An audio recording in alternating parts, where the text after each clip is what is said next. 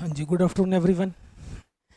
Good afternoon and online में good afternoon to all of you. Vardaan, good afternoon. आज हम सबसे पहले शुरुआत करेंगे एक काफ़ी इंपॉर्टेंट कॉन्सेप्ट के साथ जिसका नाम है ग्रीन शू ऑप्शन। हालांकि कल की न्यूज़पेपर में ये ग्रीन शू ऑप्शन के बारे में मेंशन था, लेकिन जो है मुझे एक स्टूडेंट ने रिक्वेस्ट की, ऑनलाइन स्टूडेंट ने मेरे को जो है कहीं ना कहीं बोला कि सर आप हमारे को ये वाला एक बार दोबारा से समझा दें। मे बी हो सकता है उनको प्रॉब्लम हो, तो हमने आज ये ग्रीन शू ऑप्शन का कॉन्सेप्ट लिया है डिस्कस करने के लिए। सबसे पहले देखते हैं कि आखिरकार ये ग्रीन शू ऑप्शन के अंदर जो है न्यूज़ में था क्या ऐसा। कल एक न्यूज़ आई थी कि centre to sell 3621 crore stake in NMDC. इस न्यूज़ के अंदर जो है ग्रीन शू ऑप्शन के बारे में मेंशन किया हुआ था, और इस न्यूज़ में क्या लिखा था एक बार ज़रा अगर हम देखें तो लिखा था centre proposes to sell more than 11.72 crore share और 4% of equity in mining major NMDC at a floor price of rupees 165 each through an offer for sale to non-retail investors. The offer for sale opens on Tuesday under the green shoe option. ये वाली बात लिखी थी, इसका मतलब है ये जो शेयर्स बेचना चाहते हैं वो शेयर बेचेंगे ग्रीन शू ऑप्शन के अंडर बेचेंगे। तो ये ग्रीन शू ऑप्शन क्या होता है हमारे को इसके बारे में मालूम होना चाहिए, क्योंकि पीटी के अंदर अगर क्वेश्चन आएगा तो वो इसके अंदर प्रीलिम्स में पीटी बेस्ड एक क्वेश्चन बन सकता है, तो एमसीक्यू बेस्ड क्वेश्चन होगा। तो हम उसको आज देखेंगे कि वो किस तरीके का क्वेश्चन बन सकता है। सबसे पहले हम देखेंगे आखिरकार ये सिलेबस का पार्ट है भी सही या नहीं है। हमारा टॉपिक है एक financial market, money and banking के जस्ट बाद हम पढ़ते हैं फाइनेंशियल मार्केट के बारे में। फाइनेंशियल मार्केट के अंदर हम पढ़ते हैं एक टॉपिक है ऑफर फॉर सेल, एक है उसके अंदर ग्रीन शू ऑप्शन, एक है रिटेल इन्वेस्टर्स, एक है नॉन रिटेल इन्वेस्टर्स। तो कहीं ना कहीं हम कह सकते हैं कि हाँ ये हमारे करंट का ही पार्ट है। एंड इसके बाद एक दूसरा टॉपिक है डिसइन्वेस्टमेंट का। ये दो टॉपिक हैं, तो ये न्यूज़ जो थी पूरी की पूरी हमारे जो है सिलेबस का पार्ट थी, जिसके अंदर एक वर्ड यूज़ किया हुआ है क्या, ग्रीन शू ऑप्शन। तो हमारे को देखना है आज की क्लास में कि ग्रीन शू ऑप्शन क्या है और आखिरकार ये न्यूज़ क्या थी। इस न्यूज़ में सिंपल सा लिखा हुआ है कि सरकार क्या कर रही है डिसइन्वेस्टमेंट के लिए, सरकार क्या करना चाह रही है डिसइन्वेस्टमेंट के लिए अपने कुछ इक्विटी शेयर्स जो है बेचना चाह रही है। तो सरकार कह रही है हम क्या कर रहे हैं, ऑफर फॉर सेल लेकर के आए हैं। तो ये ऑफर फॉर सेल क्या होता है, ये एक किस्म से ऑफर है। किस चीज़ का ऑफर है कि वो बेच रहे हैं, सेल कर रहे हैं। क्या बेच रहे हैं, अपने इक्विटी शेयर्स बेच रहे हैं, अपना मालिकाना हक बेच रहे हैं कंपनी में, और इस चीज़ का ये ऑफर है। इससे क्या होता है, इसको हम ऐसे बोल सकते हैं offer for sale is a method. ये क्या है, एक तरीका है। Shares are sold and reduce their holding, जिसमें शेयर्स को बेच दिया जाता है और अपनी होल्डिंग रिड्यूस कर ली जाती है in a transparent manner through the exchange platform for the listed company. तो एक बात तो होता है, हम ये बात समझ पाए कि हाँ ये ऑफर फॉर सेल क्या होता है, लेकिन इंपॉर्टेंट बात यह है कि ऑफर फॉर सेल में ग्रीन शू ऑप्शन क्या चीज़ होती है। ग्रीन शू ऑप्शन के बारे में हम थोड़ा सा समझने की कोशिश करते हैं कि what exactly the greenshoe option means. Green shoe option basically क्या होता है, जब भी प्राइमरी मार्केट के अंदर आईपीओ इशू होता है, या कई बार जो पहली बार शेयर्स आते हैं, तो आईपीओ इशू होने के टाइम प्राइस को स्टेबलाइज करने का ग्रीन शू ऑप्शन एक मैकेनिज्म है। इसको हम थोड़ा सा एग्जाम्पल के साथ समझने की कोशिश करते हैं कि आखिरकार ये कैसे प्राइस को स्टेबलाइज करता है और ये क्या ऑप्शन है। जैसे सपोज करो एक कंपनी है Tata, let's take an hypothetical example. Tata company 1 lakh share issue करना चाहती है और जो है 100 रुपये के भाव पे वो इशू करेगी, तो टोटल इशू साइज कितना हो गया, 1 लाख शेयर्स का हो गया। अब जब टाटा को 1 लाख शेयर्स इशू करने होंगे तो टाटा क्या करेगी, एक मर्चेंट बैंकर के पास जाएगी। जो मर्चेंट बैंकर्स कौन होते हैं, जो कि हमारे को अंडर राइटिंग की सर्विसेज देते हैं, जो कि हमारे को लोन सर्विसेज देते हैं। ऐसी जो है काफ़ी सारी सर्विसेज हमने ऑलरेडी अपने जीएस के मॉड्यूल में पढ़ी थी। तो टाटा कंपनी जाएगी अंडर राइटर के पास, मर्चेंट बैंकर के पास, वो कहेगी मैं 1 लाख शेयर इशू करना चाहती हूँ, और ये शेयर कैसे इशू होंगे, कॉमन सेंस की बात है, स्टॉक मार्केट में इशू होंगे। अब जब स्टॉक मार्केट में इशू होंगे तो जितने भी इन्वेस्टर्स हैं वो क्या करेंगे, इसी इन्वेस्टर्स स्टॉक मार्केट में जाकर के इस टाटा के शेयर्स को खरीद लेंगे। जब शेयर्स हमारे स्टॉक मार्केट में चले जाएंगे तो उसको कहते हैं शेयर्स हमारे लिस्ट हो चुके हैं। जब शेयर्स लिस्ट हो जाएंगे, लिस्ट होने के बाद हो सकता है प्राइस शेयर का गिर जाए, बढ़ भी सकता है और गिर भी सकता है, कम भी हो सकता है। लेट सपोज कंपनी ने ओवरचार्ज कर रखा था अपने शेयर का प्राइस, तो जैसे ही मार्केट में आएगा लिस्ट होने के बाद हो सकता है कंपनी इतनी खराब हुई कि 100 रुपए का शेयर बाजार में सीधा गिरना शुरू हो गया। अगर सपोज करो नई कंपनी का शेयर गिरने लग गया तो इन्वेस्टर का मोटिवेशन बढ़ेगा या कम होगा? कॉमन सेंस की बात है, मोटिवेशन उसका कम होगा। तो अब ये चिंता टाटा कंपनी को भी सताएगी कि भाई मैं अपने शेयर के प्राइस को किस तरीके से स्टेबल कर सकूं। यहीं से एक नीड महसूस हो जाती है कि आखिरकार जैसे ही शेयर बाजार के अंदर इशू हो तो उसका प्राइस जो है ज्यादा फ्लक्चुएट ना करे, ऐसे ना हो कि प्राइस सीधा गिर गया। तो ऐसी सिचुएशन को रोकने के लिए एक ऑप्शन होता है हमारे पास जिसको हम बोलते हैं ग्रीन शू ऑप्शन। हालांकि ग्रीन शू का क्या मतलब है, पहले एक कंपनी होती थी यूरोप में जिसका नाम था ग्रीन शू कंपनी, उसने इस मेथड को अडॉप्ट किया था, तभी से उसी के नाम पर ये जो है ऑप्शन एक्सरसाइज होता जा रहा है और हमारी इंडिया में भी इस ऑप्शन को एक्सरसाइज किया जाता है। तो अब इस ऑप्शन के अंडर क्या करते हैं, अब हम समझने की कोशिश करते हैं। 1 लाख शेयर जब अंडर राइटर, स्टेबलाइजिंग एजेंट कहते हैं इस अंडर राइटर को, जब 1 लाख शेयर जो है मर्चेंट बैंकर मार्केट में लेकर के आएगा तो क्या टाटा के पहले भी कभी कोई शेयर इशू होंगे, हुए होंगे, नहीं हुए होंगे? पहले भी हुए होंगे। और टाटा के प्रमोटर के पास भी पहले से कुछ शेयर पड़े होंगे। लेट सपोज टाटा के प्रमोटर है कौन, रतन टाटा। लेट सपोज इनके पास कुछ शेयर पड़े थे। अब क्या होगा, अंडर राइटर रतन टाटा से प्रमोटर से क्या कर लेंगे, कुछ शेयर्स ले लेंगे। कितने ले सकते हैं इस ऑप्शन के अंदर? मैक्सिमम 15%। तो जब 15% शेयर इनसे ले लेंगे तो आराम से क्या करेंगे, टोटल शेयर इनके पास कितने आ गए, 1,15,000। 1,15,000 शेयर आ गए। अब ये मार्केट में जब इशू करेंगे तो 1 लाख शेयर इशू करने की बजाय 1,15,000 शेयर इशू करेंगे। तो मार्केट में कितने शेयर्स आ गए, 1,15,000। आने कितने चाहिए थे, इशू साइज कितना था, 1 लाख। शेयर्स कितने आ गए, 1,15,000। और जब इन्वेस्टर्स होंगे, अब इन्वेस्टर्स क्या करेंगे, 1,15,000 के 1,15,000 शेयर खरीद लेंगे। बाजार में अगर 1,15,000 शेयर तुम डालोगे तो कॉमन सेंस की बात है बाजार में 1,15,000 शेयर इन्वेस्टर खरीद लेगा। अब जब बाजार में 1,15,000 खरीदे गए, अब हो सकता है खरीदने के बाद क्या हो गया, प्राइस गिर गया। अब हम एक बात अच्छे से जानते हैं, जब प्राइस गिरता है तो मार्केट के अंदर प्राइस कैसे डिटरमाइन किया जाता है, डिमांड एंड सप्लाई के बेसिस पे। तो डिमांड एंड सप्लाई के बेसिस पे जो है प्राइस को डिटरमाइन किया जाएगा। अब एक बात बताओ, जब 1,15,000 शेयर इन्वेस्टर्स के पास आ गए, लोगों ने 1,15,000 खरीद लिए, तो जो एक्स्ट्रा 15,000 शेयर खरीदे थे, क्या वो एक्स्ट्रा 15,000 शेयर के पैसे दिए होंगे इन्वेस्टर्स ने या नहीं दिए होंगे? दिए होंगे। कॉमन सेंस की बात है। वो पैसा किसके पास आ गया होगा, वो पैसा आ गया होगा मर्चेंट बैंकर के पास, क्योंकि मर्चेंट बैंकर ने 15,000 शेयर मार्केट में ज़्यादा बेचे थे। तो 15,000 शेयर्स के पैसा किसके पास आ गया, मर्चेंट बैंकर के पास। तो 15,000 शेयर इंटू 100 रुपये कितना हो गया, 15 लाख। तो इसका मतलब है कि मर्चेंट बैंकर के पास 15 लाख रुपए का फंड इकट्ठा हो गया। अब हम सोचेंगे, सपोज करो ये 15 लाख रुपए पड़े हैं।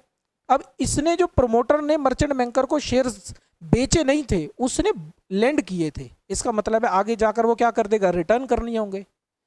अब सोचो उसके पास 15,000 शेयर के पैसे फालतू पड़े हुए हैं, 15 लाख रुपए। अब आगे जाकर प्राइस सपोज गिर गया, प्राइस 100 रुपए की बजाय कितना हो गया, सपोज 80 रुपए हो गया। 1,15,000 शेयर मार्केट में आए, 1,15,000 शेयर आने के बाद जैसे लिस्ट हुए, लिस्ट होने के बाद 100 रुपए वाला शेयर कितने का हो गया, 80 रुपए का हो गया। जैसे शेयर 80 रुपए का हुआ, इन्वेस्टर्स का क्या हो गया, कहीं ना कहीं मोटिवेशन डाउन हो गया। अब ये सोचेंगे कि यार अब हम क्या करें, प्राइस को हम कैसे बढ़ाएं। तो प्राइस बढ़ता कैसे है, प्राइस बेसिकली डिटरमाइन कैसे किया जाता है, डिमांड एंड सप्लाई के बेसिस पे।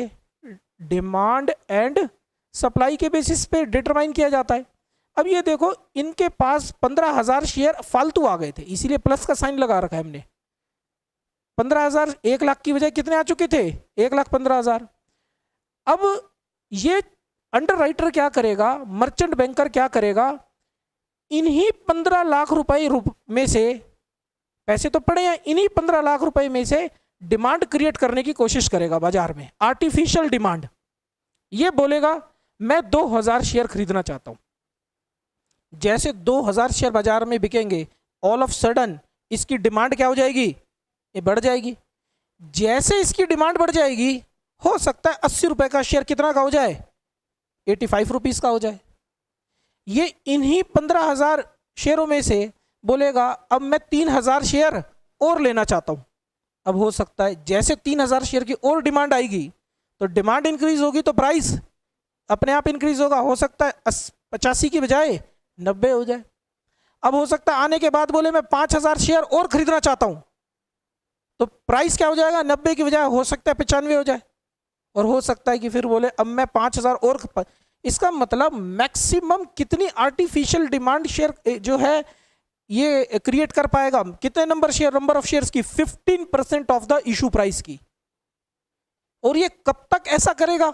ऐसा नहीं है कि टाटा कंपनी खुल गई और अगले सालों साल तक ये क्या करे जा रहा है? प्राइस को ऊपर नीचे करे जा रहा है। ऐसा नहीं होगा। सिर्फ 30 दिन तक के लिए कंपनी को अलाउड होता है एज पर सेबी कि वो 30 दिन तक क्या कर सकता है? प्राइस को स्टेबलाइज करने में इस तरीके की ऑप्शन को एक्सरसाइज कर सकता है। तो इस मेथड को बोलते हैं प्राइस स्टेबलाइजेशन मेथड। अब एक बात बताओ, लेट सपोज अब ये क्या करे जा रहा है? इसी तरीके से फंड्स में से इस डिमांड को इंक्रीज करे जा रहा है, और इंक्रीज कर करके प्राइस इसका कॉन्टिन्यूसली क्या होता जा रहा है? इंक्रीज होता जा रहा है। मुझे एक बात बताओ, जब प्राइस इंक्रीज होता जा रहा है तो इसका मतलब स्टेबलाइजिंग एजेंट वो सारे शेयर्स खरीद रहा है। अगर वो शेयर खरीद रहा है 15,000, जितने फालतू शेयर दिए थे वो खरीदे जा रहा है, तो क्या इनके हाथ से माइनस हो गए? नहीं हो गए शेयर्स? इनके पास 15,000 ज्यादा आ गए थे, अब क्या हो गए? 15,000 कम हो गए। इसका मतलब है इनके पास नेट कितने रह गए? 1 लाख। कंपनी इशू कितना करना चाहती थी? 1 लाख। अब आप सोच रहे होगे ये 15,000 किसके पास आ गए? मर्चेंट बैंकर के पास। अब मर्चेंट बैंकर ने इससे बोरो किए थे उसने, क्योंकि उसको लेंड कर दिए थे, तो 15,000 शेयर किसको दे देगा? ये वापस इसको दे देगा। इसका मतलब है इन्होंने पैसा लगाया था, 15,000 शेयर का पैसा फालतू किसने दिया था? इन्वेस्टर्स ने दिया था। इन्हीं के पैसों से आर्टिफिशियल डिमांड कर दी गई और प्राइस को क्या कर दिया गया? थोड़ा सा बढ़ा दिया गया, और बाद में वही शेयर्स किसको दे दिए गए? वहां के प्रमोटर को दे दिए गए। 30 दिन तक बाजार में इस तरीके से क्या किया जाता है? कहीं ना कहीं प्राइस को स्टेबलाइज करने की कोशिश की जाती है, ताकि इन्वेस्टर्स का क्या हो सके? इंटरेस्ट प्रोटेक्ट हो सके। इसी मेथड को हम कहते हैं आईपीओ's बेस्ट फ्रेंड। कई बार इसका दूसरा नाम भी है। ये क्या है? आईपीओ का बेस्ट फ्रेंड है। हो सकता है इसको हम दूसरा नाम भी है इसका, प्राइस स्टेबलाइजेशन मेथड भी कहते हैं।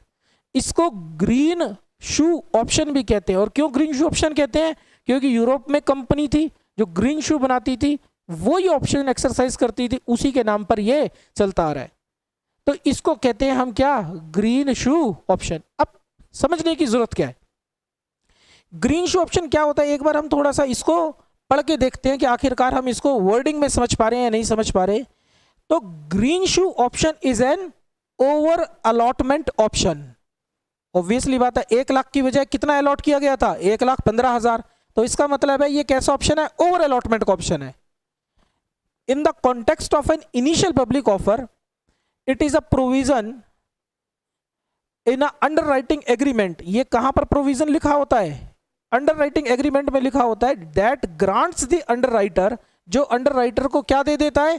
The right to sell investors more shares than the initially planned by the issuer. ये अंडर राइटर को वो अधिकार दे देता है कि जितना इशू करना था उससे ज्यादा क्या कर सकता है? वो अब इशू कर सकता है। If the demand of the security prices proves higher और लोअर देन दी एक्सपेक्टेड। बहुत ज्यादा बढ़ जाए तब भी उसी का यूज करेगा, बहुत कम हो जाए तब भी उसी का यूज करेगा।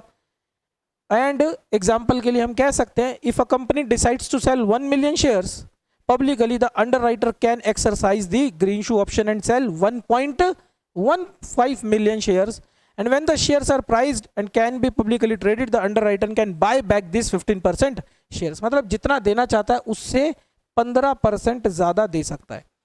ये जो है हमारा क्वेश्चन, इससे पीटी में क्वेश्चन बन सकता है प्रीलिम्स में। अब प्रीलिम्स में कैसा क्वेश्चन बनेगा, मैं क्वेश्चन देता हूं और अगर जो ऑनलाइन हमें देख रहे हो तो वो मेरे को ऑनलाइन चैट के जरिए आंसर बता सकते हैं, ठीक। और आप फेस टू फेस हो मेरे सामने तो आप बता सकते हो। ये क्वेश्चन है, सपोज ये पीटी में आ गया, the greenshoe option is a clause in the underwriting agreement of an IPO which grants the underwriter, first point, the right to sell investors more shares than initially planned by the issuer. Second, the right to sell investors less share than the initially planned by the seller. Select the correct option, one, only, two, या both, या कोई भी नहीं, neither. What is the correct answer? Yes, online अगर आप देख रहे हैं तो मुझे बता सकते हैं।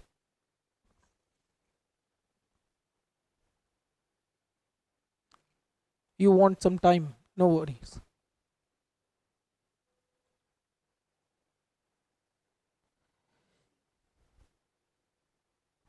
ये अभी हमने पढ़ा, ये क्या दे पाएगा, देखो जरा पीछे हमने क्या लिखा था, right to sell investors more shares than the initially planned by, ज्यादा बेच सकता है, कितना ज्यादा, 15% ज्यादा बेच सकता है। तो यहां पर आंसर क्या होगा, to sell the investors more shares than the initially planned by the. तो इसका मतलब है आंसर सही कौन सा है, सिर्फ ए, वन आंसर जो है इसका बिल्कुल ठीक है।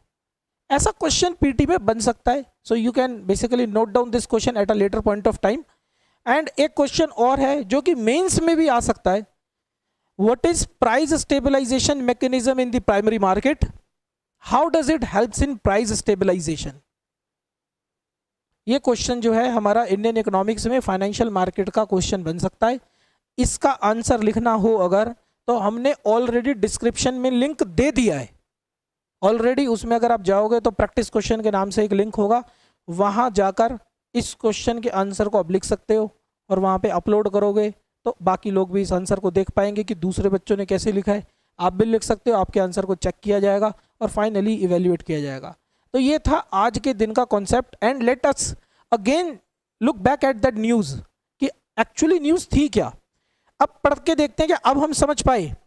The center proposes to sell more than this number of share, 4% of equity in mining major NMDC at a floor price of 160 rupees each through a offer for sale to a non-retail investor. The OFS open on Tuesday under the green shoe option. मतलब वो बेचेगा आगे जाकर के, और कौन से option को एक्सरसाइज करेगा, ग्रीन शू ऑप्शन को, क्योंकि सेबी की ये गाइडलाइंस है कि कोई भी अगर कंपनी इस ऑप्शन को एक्सरसाइज करना चाहती है तो अपने इन्वेस्टर्स को वेल इन एडवांस उसको बताना होगा। तो अब देखो ये करना चाह रहे हैं, ये दोबारा से इस मार्केट में आएंगे बेचने के लिए, तो वेल इन एडवांस इस बात को बता रहे हैं, ठीक। तो अब हम इस न्यूज़ को समझ पाए और होपफुली जिस बच्चे ने मेरे से पूछा था कल उसको भी समझ में आ गया होगा। और बाकी आपको अगर लग रहा हो कि कोई ऐसा क्वेश्चन है जो आपको समझ ना आए या करंट अफेयर पढ़ते टाइम जिसमें प्रॉब्लम हो, तो ये मेरा व्हाट्सअप नंबर है, आप मुझे कोई भी प्रॉब्लम हो, डाउट हो करंट अफेयर्स पढ़ने में या जीएस पढ़ने में, तो आप मेरे को मैसेज करके पूछ सकते हो। हम इसको जो है अगले दिन या जब भी होगा वीडियो बना करके इसके ऊपर डिस्कस करेंगे। And always remember what, proper prevention, proper preparation prevents the poor performance. अच्छे से पढ़ोगे तो पुअर परफॉर्मेंस होने से बच जाएगी, नहीं तो ये न्यूज़ आई, अगर आपने नहीं पढ़ी तो समझ लो काम से गए। तो अब जो है इसके बारे में हम इसीलिए एक ऑल इंडिया करंट अफेयर्स का टेस्ट हम रख रहे हैं। कब? 1 अगस्त को। 1 अगस्त को टेस्ट के लिए सारे बच्चे जो हैं इसमें रजिस्ट्रेशन अभी हमने ओपन नहीं करे हैं, very soon we are about to open. तब तक आप जो है हमारे टेलीग्राम चैनल पे जा कर के क्या कर सकते हो, वहाँ पर टेलीग्राम चैनल पे हम लिंक डाल देंगे, आपको वहाँ पर नोटिफिकेशन मिल जाएगा। 1 अगस्त को 1 जुलाई से लेकर के 31 जुलाई के सारे करंट अफेयर्स के क्या होंगे, टेस्ट होंगे, और ऑल इंडिया लेवल पे होगा। और उसमें जो है आपको एक्सप्लेनेशंस भी दी जाएंगी ताकि आपको पता हो कि आपकी तैयारी कैसे चल रही है and you can prevent your self from the poor performance. अब हम इसके बाद दूसरे सेशन में मूव ऑन करेंगे और अब हम देखेंगे आज के करंट अफेयर्स। ठीक, तो this was the concept of the day. और अगर आपको जो है कुछ और पूछना हो या कुछ इसका आंसर लिखना हो, डाउट हो, तो आप कमेंट भी कर सकते हैं। Thank you so much.